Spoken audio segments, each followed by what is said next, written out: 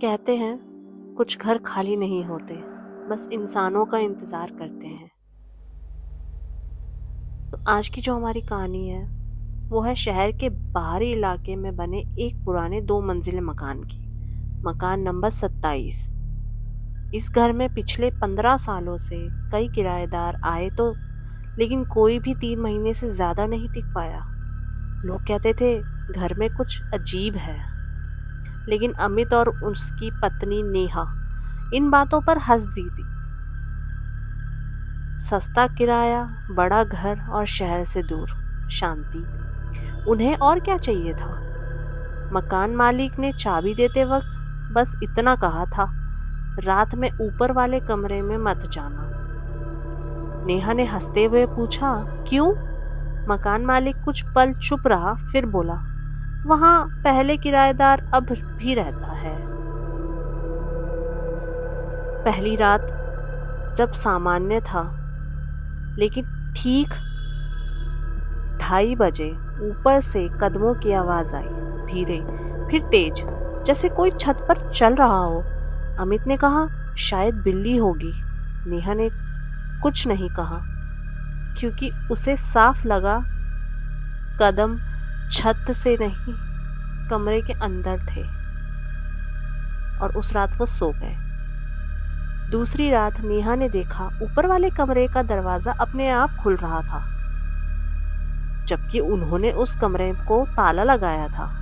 अंदर जाते ही कमरे में तेज ठंडी हवा चल रही थी और दीवार पे नाखूनों के निशान थे और कोने में एक पुरानी चेयर, जैसे कोई घंटों से बैठा हो। अचानक पीछे से आवाज आई, आप मेरी जगह पे क्यों बैठे हो? पर कमरा खाली था, लेकिन कुर्सी धीरे धीरे हिल रही थी। अब तीसरी रात नेहा को अपने सपने आने लग गए। हर रात एक ही सपना, एक आदमी ऊपर वाले कमरे में बैठा है, उसका चेहरा दिखाई नहीं देता और बस वो यही कहता है, घर छोड़ दो, मेरा घर छोड़ दो। सुबह नेहा ने मकान मालिक से बात की। मकान मालिक कांपते हुए बोला, पहला किराएदार नहीं, यही ऊपर वाले कमरे में फांसी से मर गया था। मरने से पहले वो बार बार कहता था, मुझे कोई देख रहा है। आखिरी रात, उस रात लाइट चली गई, पूरा घर अंधेरे में डूब गया। ऊपर से जोर जोर से हंसने की आवाजें आने लगी।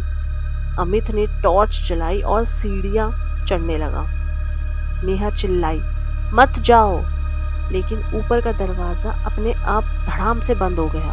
अंदर से एक आवाज आई, नया किराएदार मिल गया। और अगली सुबह पुलिस आई। ऊपर वाले कमरे में अमित की लाश मिली, कुर्सी पर बैठी, आंखें खुली हुई और दीवार पर लिखा था, अब मैं अकेला नहीं हूँ। आज भी मकान नंबर 27 किराए पर उपलब्ध है। मकान मालिक अब भी वही बात कहता है, रात में ऊपर मत जाना, क्योंकि ऊपर वाला कमरा कभी खाली नहीं रहता। If you felt the silence get heavier, don't worry. Some stories follows you only after they end. Good night, and I'll see you in the dark again. Thank you for watching.